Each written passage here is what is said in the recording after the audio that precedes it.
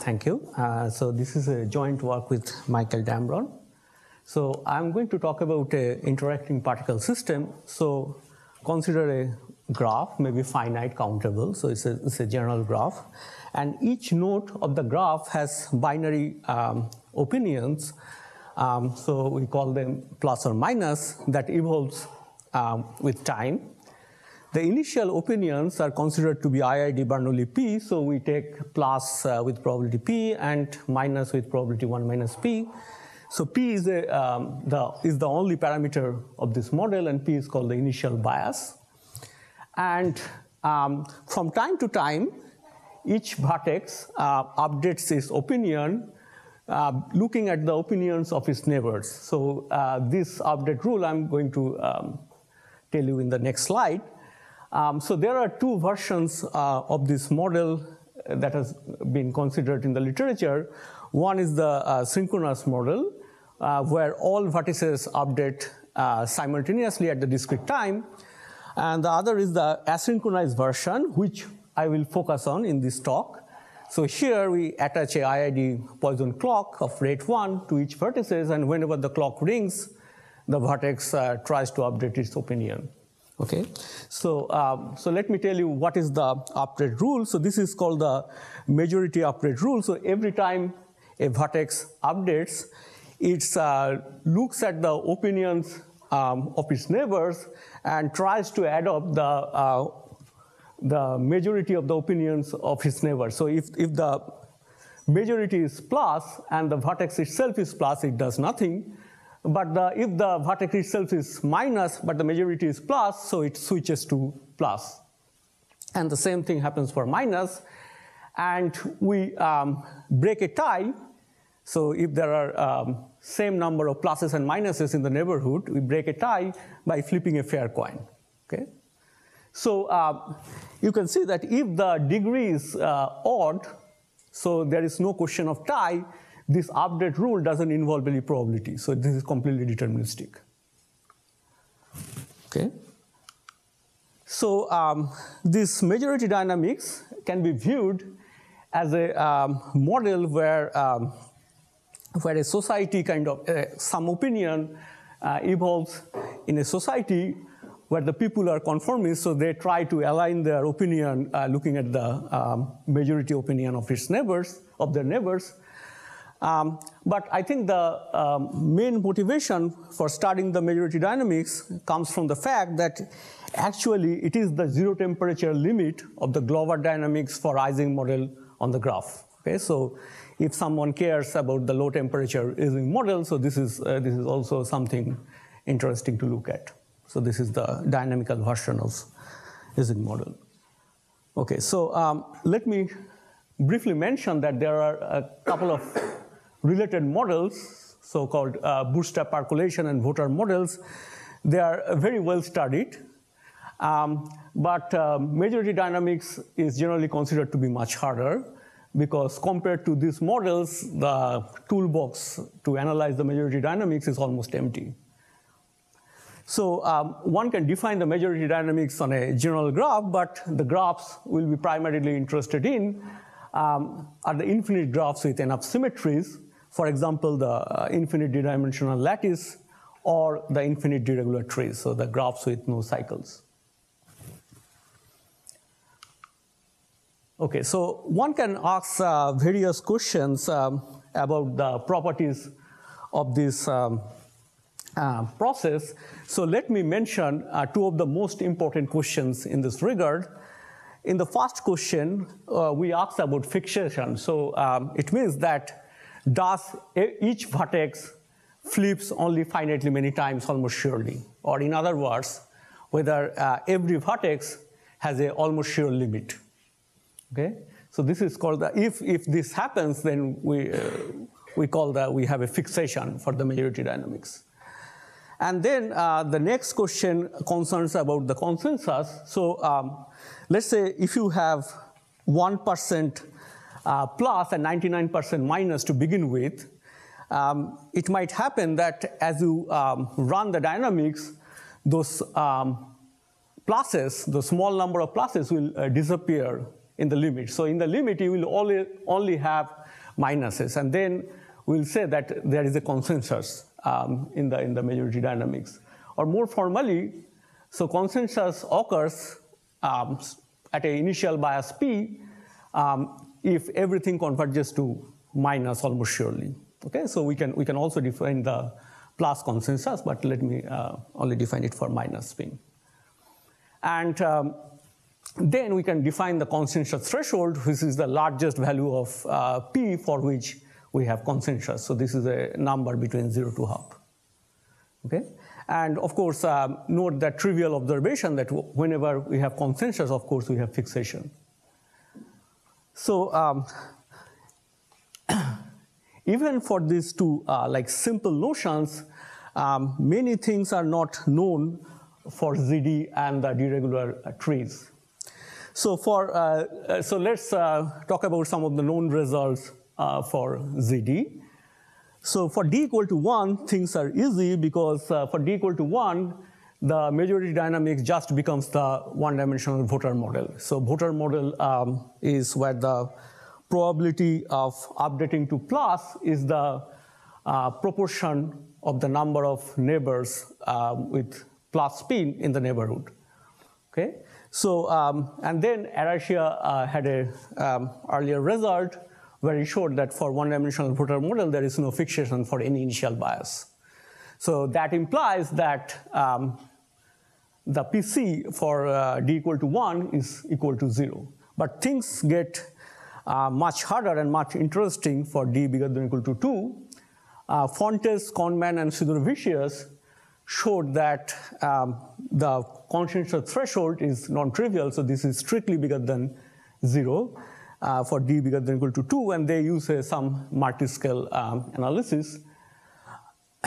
But this is very far from the conjecture which says that this consensus threshold is actually equal to half for D bigger than or equal to 2.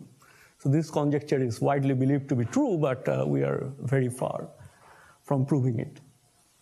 So there is some progress in this regard by a result of Morris, which says that as we take D tends to infinity, the consensus threshold indeed converges to half.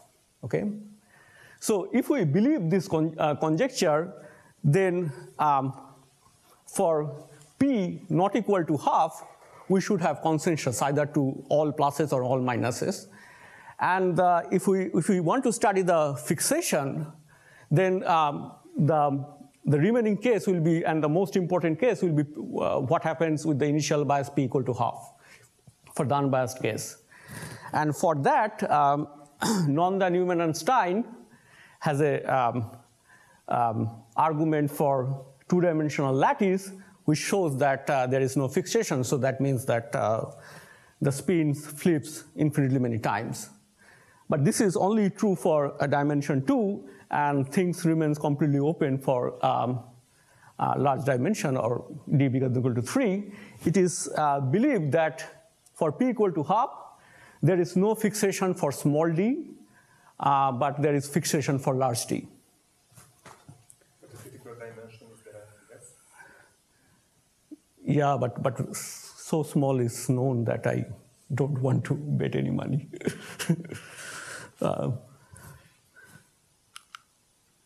Okay, so in general, in probability, the trees are much, much easier. But for majority dynamics, even trees are not so simple. So let me mention some of the results that is known for a deregular tree. So Howard has an old result where he proved that the consensus threshold is strictly between 0 and half. At like near a neighborhood of a half, you really see a mixture of pluses and minuses in the limit. So his argument is very simple. Basically, it has some, he does some branching process argument at time t equal to 0 and run the majority dynamics for a small time so that it retains the independence, and from that he can conclude this result. Okay? For d bigger than or equal to 4, one can easily show that the consensus threshold is strictly bigger than 0. For example, one can compare with the bootstrap percolation. But the open problem is for d bigger than or equal to 4 to determine whether this consensus threshold is strictly less than half or is exactly equal to half. So this is not known. It follows from a work of Capito and Martinelli. For d tends to infinity, the consensus threshold indeed converges to half for trees. Canoria and Montanari has an interesting paper, but for synchronized update, where they showed that this consensus threshold is strictly less than half for small odd values of d. Okay? So I believe that this consensus threshold should be strictly less than half for d odd and equal to half for d even, but of course I'm not sure. Nonda, Newman, and Stein, for the fixation, actually Nonda, Newman, and Stein has a beautiful argument using invariance that shows that every vertex at a odd degree regular tree fixates. So it only flips finitely many times. That for all p? For all p, yes. And but if you take, let's say, even degree tree, things are different. For example, there is a result by Tesla which shows that if you take p equal to half, then there are vertices that flip infinitely many times, almost surely. Okay, so actually let me quickly mention the argument by Nonda, Newman, and Stein, because this is elegant and short, and it only uses the invariance of the measure. So I define the energy of a vertex x at a time t to be the number of neighbors that are in disagreement to the vertex x at the time t. So this is same as the Ising energy, and this can be takes values 0, 1, 2, or 3. Now, for a neighbor y of x, I define this quantity mtyx. So whenever there is an update at y, right, it will impart some change of energy at x. And if we sum all those changes in the time interval 0 to t, I get this quantity mtyx. Okay? And similarly, we can define the quantity mtxx. So this is now the change in energy due to the flips at x between the time interval 0 to t. Okay? So if I look at the total change in energy at x due to the in the time interval 0 to t, this might come from the flip at x, or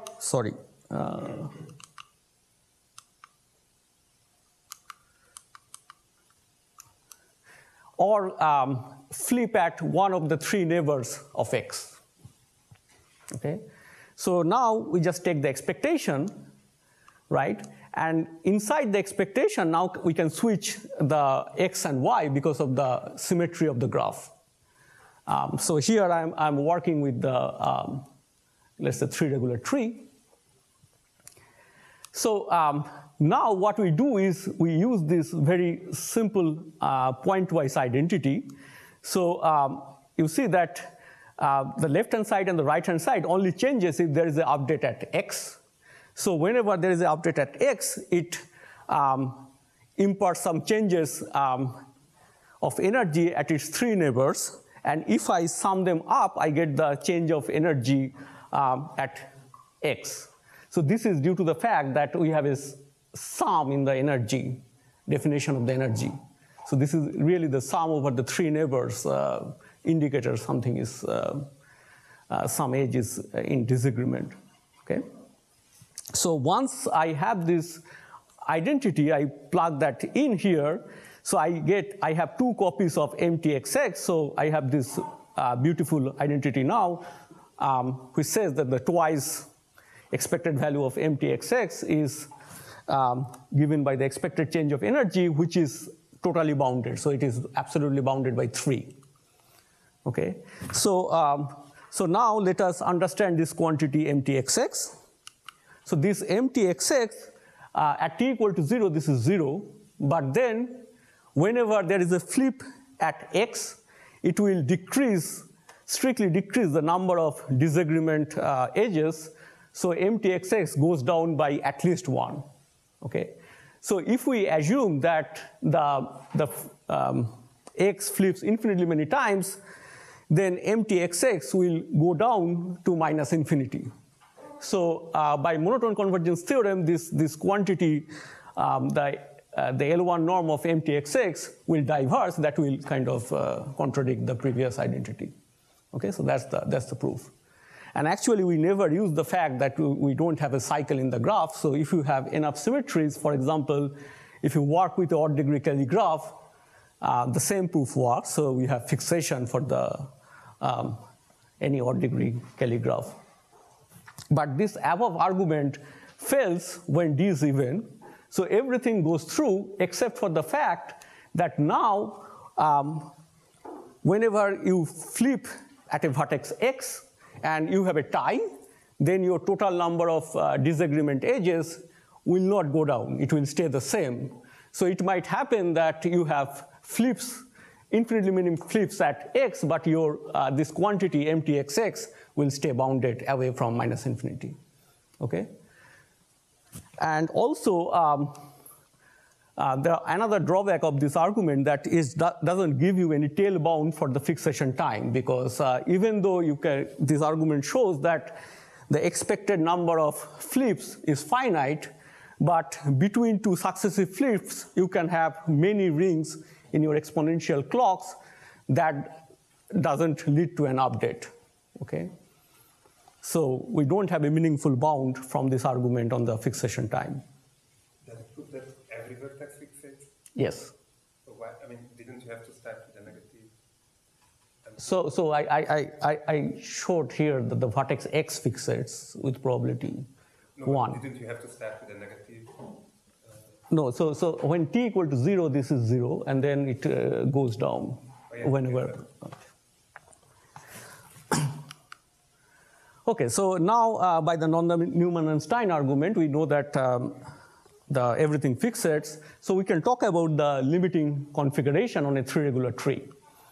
Okay, so let me make a very simple but important observation about the limiting configuration of the majority dynamics. So in the limit, if we have a plus, okay, so every plus should have at least 2 plus neighbors.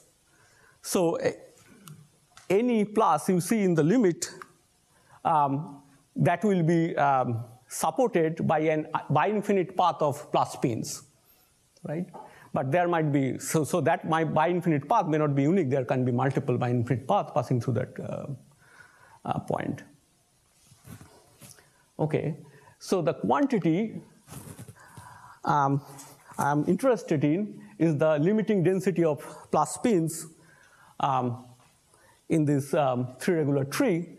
So let me define this limiting density by this function theta p. Of course, it depends on the initial bias. And we look at the probability that the spin of the root at time t equal to infinity is plus. Okay?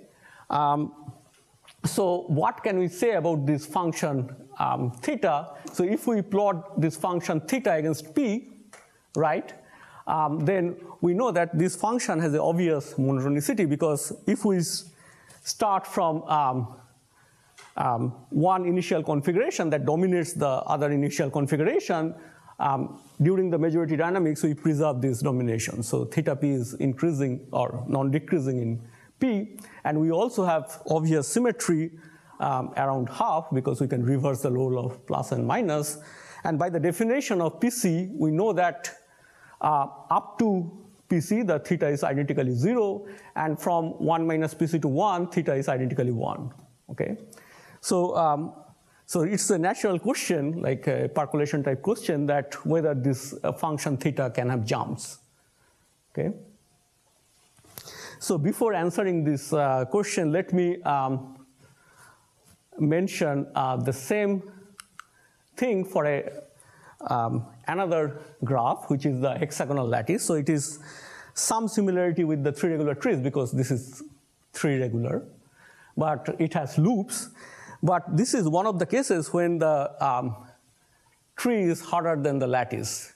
So this model has been studied by Kamianu and Sidorovicius, and they showed actually that each spin flips at most 8 times in this model.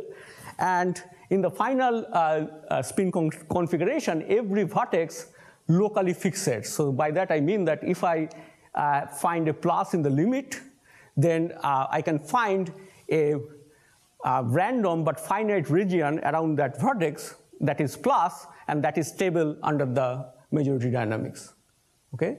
So since having a plus at root in the limit is somewhat a local event, so we have a continuity of this theta p. But on the other hand, here the event that for the 3 regular tree, the event that the root is plus is same as having a bi-infinite path of plus spins in the limit, which is of course not a local event. So it is not clear whether this guy will be continuous. Okay, so our main result with Michael Damron that we able to show that this function is indeed continuous, and in particular theta of PC is equal to 0.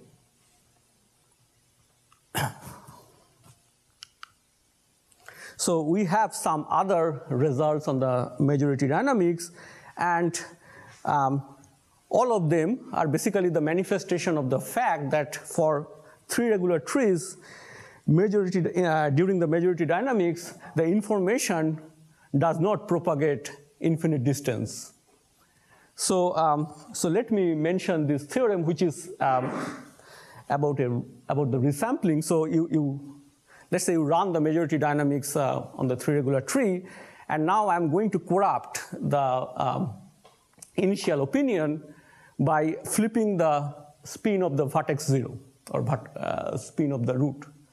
Okay, so I have a perturbed process.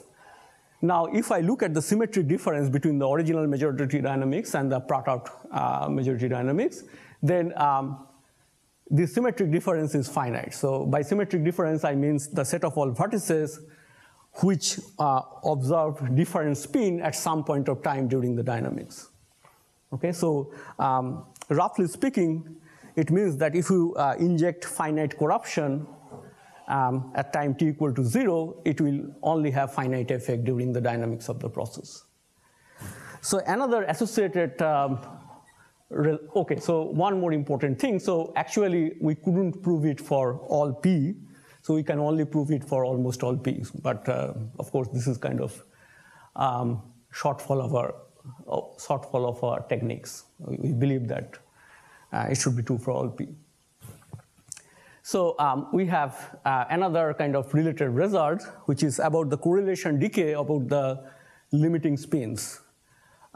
So if I look at the limiting spin of the root and the correlation of this with the limiting spins of the all vertices that are at least distance r from the root, then this correlation goes to 0 as r tends to infinity. Again, this is for almost all p. And even though we believe that we should expect exponential decay of rate of this correlation in terms of r, but our method doesn't give any kind of quantitative bound here. So let me make a quick remark that actually, if you are just interested in the point-to-point correlation in this process, then it follows from the fact that you can easily prove that the correlation decays exponentially in terms of the distance, and it follows from the fact that majority dynamics is a factor of IID process, and you can apply the general theorem of the factor of IID process on deregular trees. But this correlation decay, where it is much more stronger than the point-to-point correlation decay.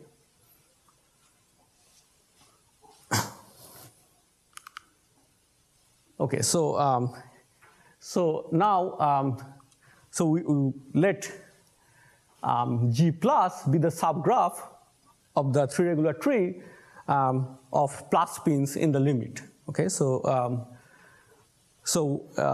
it is very natural to study the geometry of these plus components, and we can show that either this subgraph is empty, or each connected component of G plus has infinitely many ends, and by end I mean infinite non-backtracking paths.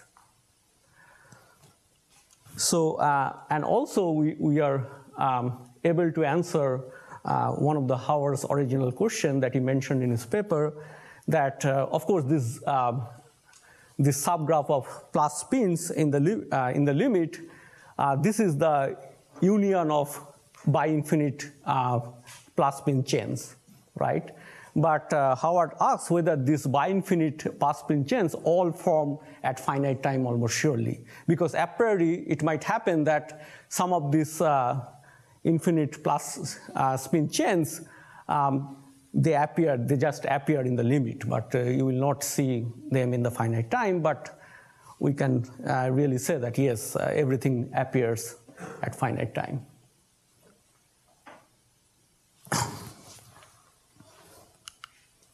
Okay, so we proved all this result not by studying the majority dynamics, but studying a continuous spin version of this process, so which we call the median process.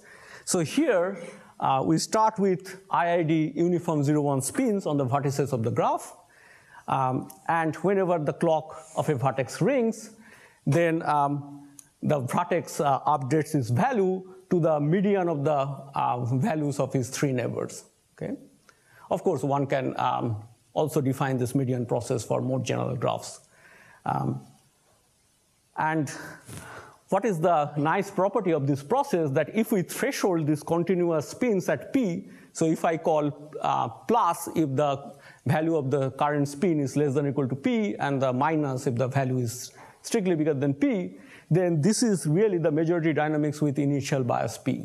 So this gives us a way to couple all the majority dynamics with different biases on the same probability space. So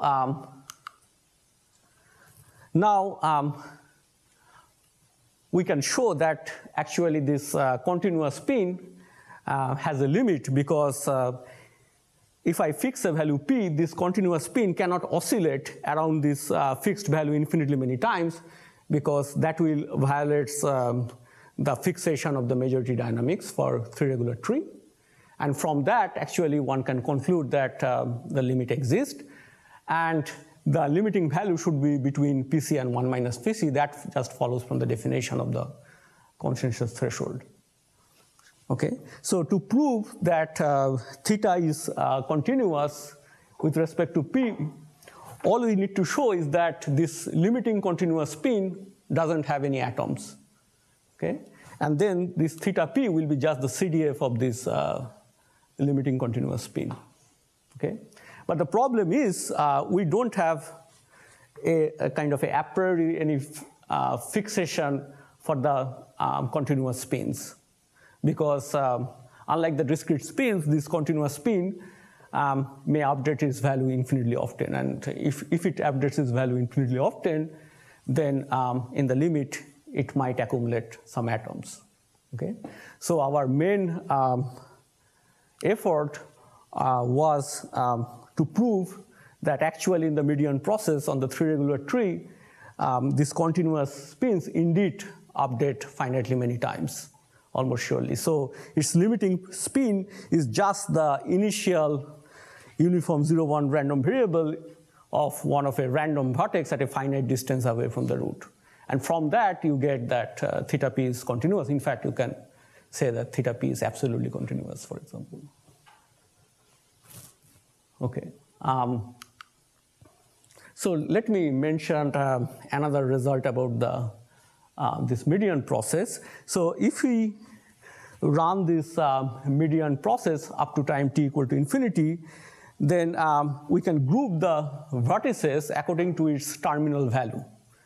Okay, so we call those clusters agreement clusters. So we put two vertices x and y to the same cluster if their terminal continuous spins are the same. Okay, and we can prove that for three regular trees, all these agreement clusters are finite.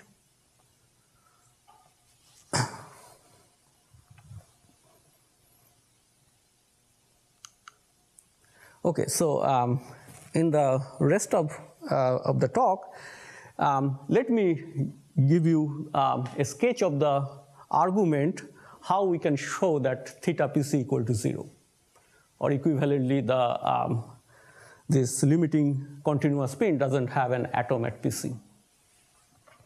So we use the invariance of the mass transport principle, and our argument is based on the work by Benjamin, Lyon, Perez, and Schramm, where they showed that the critical independent site or bond percolation on a non-available Cayley graph like tree doesn't percolate almost surely at p equal to pc.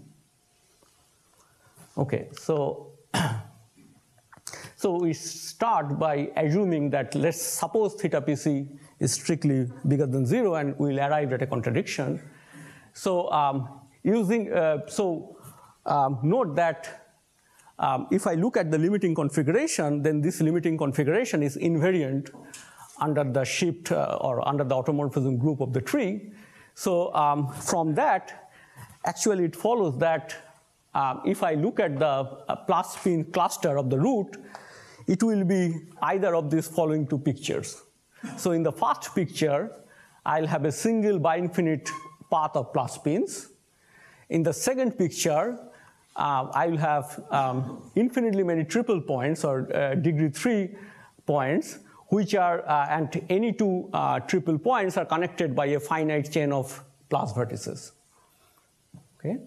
So now for me, the first case is bad, because this first case is very fragile. So if I go slightly below pc, then I might I might change one of these pluses to minuses far down the tree, and that might kill the entire path. Okay? So I don't want this first picture to appear. So, so how can we rule out the first case? So what we show that if the first picture appears with positive probability, suppose we have a, let's say, bi-infinite path, a single bi-infinite path with positive probability, then this following event also has some positive probability. So in this event, I keep this original path as it is, but now I make the root a triple point. Okay? And of course, since I make this plus, it should have its own bi-infinite path to support its value. And once I do that, then this is a contradiction, because this is a result by Hagstrom, which says that any invariant site percolation on a deregular tree,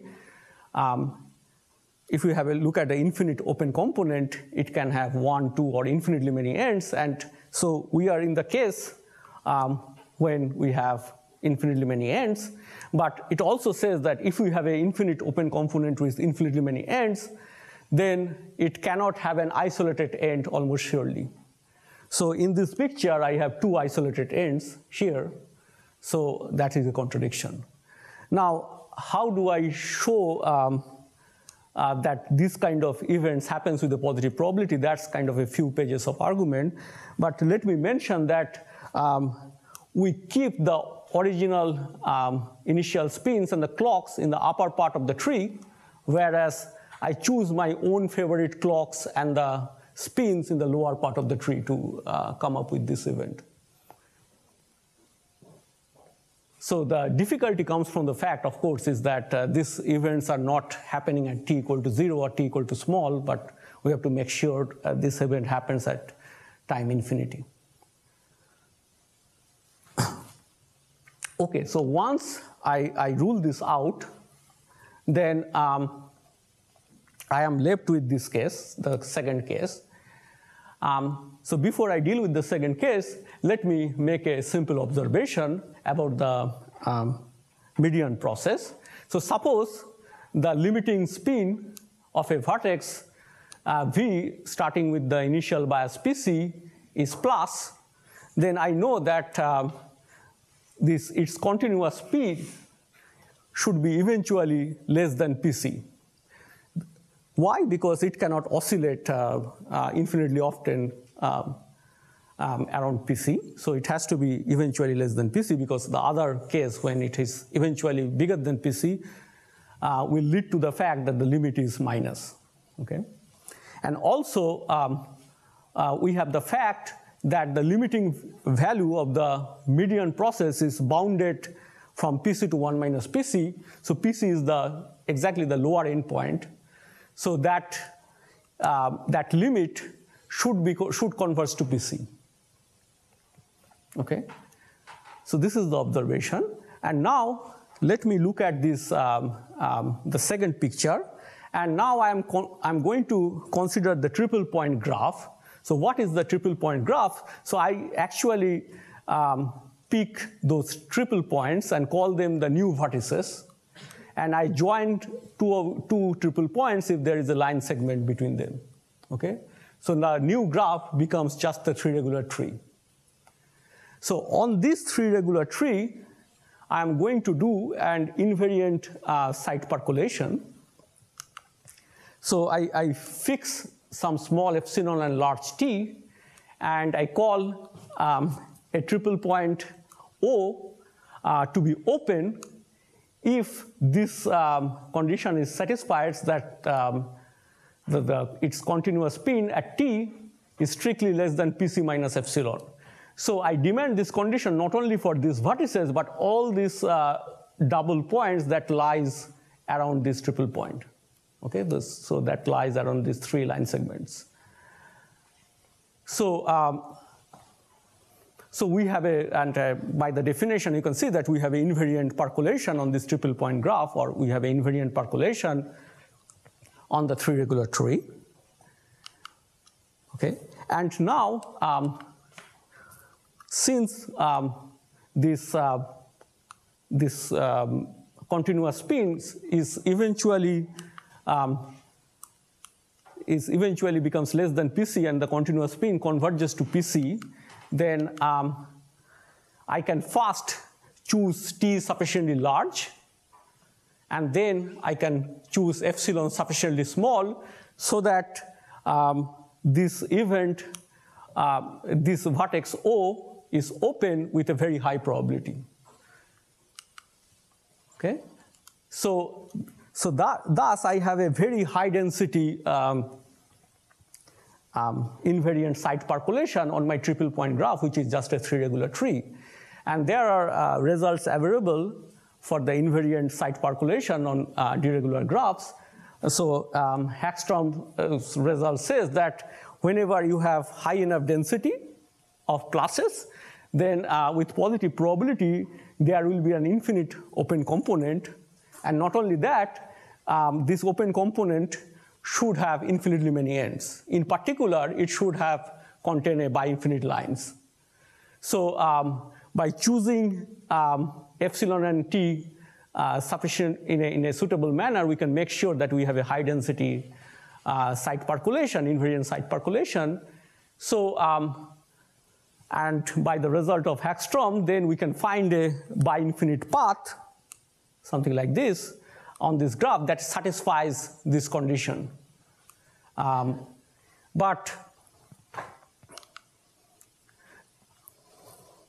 So on this bi-infinite graph, we have this condition. So if I threshold the median dynamics at PC minus epsilon, then with positive probability, we have constructed a bi-infinite path of plus spins at time t, right? Starting with the initial bias PC minus epsilon. And since the bi-infinite path is stable under the majority dynamics, so this path will survive in the limit. So, so we have shown that in the limit, we will have pluses with positive probability, even if we start with the initial bias, which is strictly below PC, consensus threshold. So that is a contradiction. Okay. So this is almost the end of the talk. And now a natural question is what happens for, let's say, 5 regular tree or 7 regular tree. And we initially thought like we can just extend our arguments to general D. But then we realized that this median dynamics behaves in a completely different way in the 3 regular trees and the 5 regular trees. So for example, let me give you a couple of examples. So in the, so if I have this configuration where I have 2 A's, 1 C, and 2 B's, where C lies strictly between A and B, if so this is a 5 regular tree I'm talking about. If this vertex V updates itself, then this value A becomes C, okay? So in this update, we can see that the number of agreement edges strictly goes down. So this kind of thing is not possible in the 3 regular tree, which helped us quite a lot. So another kind of strange thing that happens in the 5 regular trees or 7 regular trees, etc., is that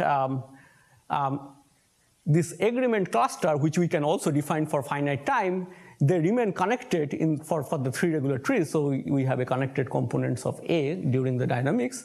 But here, the connected components of A becomes disconnected with this update. So there are some qualitative change in the median dynamics on the 5 regular or higher degree trees. So, so we think that we have an argument to show actually for the 5 regular trees or odd degree trees that theta is actually discontinuous at PC. But of course, this result is only non-trivial if we can show that PC is strictly less than half, which we don't know how to prove at this moment. Okay, so thank you.